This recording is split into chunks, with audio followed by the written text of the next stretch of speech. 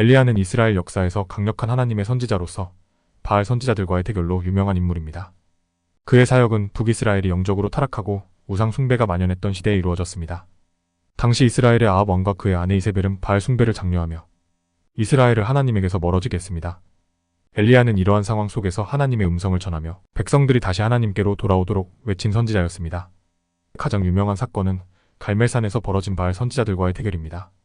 아합 왕과 이세벨은 바알 숭배를 적극적으로 장려했고 많은 이스라엘 백성들도 하나님을 떠나 바알을 섬기고 있었습니다.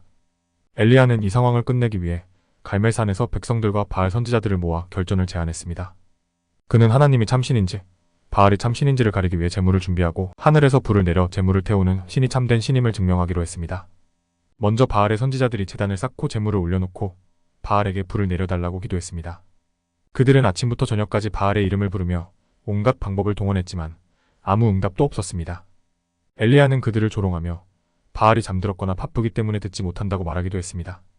그 후 엘리야의 차례가 되자 그는 하나님의 제단을 쌓고 제물 위에 물을 3번이나 부어 넘치게 했습니다. 그가 하나님께 기도하자 하늘에서 불이 내려 제물뿐만 아니라 물까지 모두 태워버렸습니다. 이를 본 백성들은 엎드려 여호와 그가 하나님이시로다 라고 외쳤습니다. 이로써 엘리야는 바알 숭배가 거짓임을 드러내고 하나님이 참신임을 증명했습니다. 하지만 이 승리에도 불구하고 엘리야는 이세벨의 위협을 받게 되었습니다. 이세벨은 엘리야를 죽이겠다고 협박했고 엘리야는 두려움에 사로잡혀 광야로 도망쳤습니다. 그는 지쳐 쓰러져 하나님께 죽음을 구할 만큼 절망에 빠졌습니다. 그러나 하나님은 엘리야를 포기하지 않으셨습니다. 하나님은 천사를 보내 엘리야를 돌보시고 그에게 새로운 사명을 주셨습니다. 그 과정에서 엘리야는 하나님의 음성을 조용하고 부드러운 바람 속에서 들었습니다. 이는 하나님이 거대한 기적뿐만 아니라 우리 삶의 고요한 순간에서도 함께 하신다는 것을 보여줍니다. 엘리야의 사역은 이스라엘이 하나님께 돌아오도록 하는 데 중요한 역할을 했습니다. 그의 담대한 믿음과 기도를 통해 하나님은 우상 숭배의 잘못을 밝히셨고 백성들에게 회개의 기회를 주셨습니다.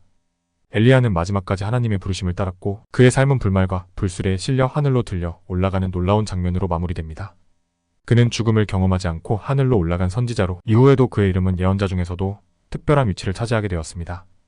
엘리야의 이야기는 우리에게 믿음의 중요성과 하나님의 능력을 다시 한번 상기시킵니다. 우리가 세상과 대결할 때 우리의 힘이 아닌 하나님의 능력을 의지할 때 승리할 수 있습니다. 또한 우리의 절망 속에서도 하나님은 여전히 우리와 함께 하시며 우리를 새롭게 하시는 분이라는 사실을 엘리야의 삶을 통해 배울 수 있습니다.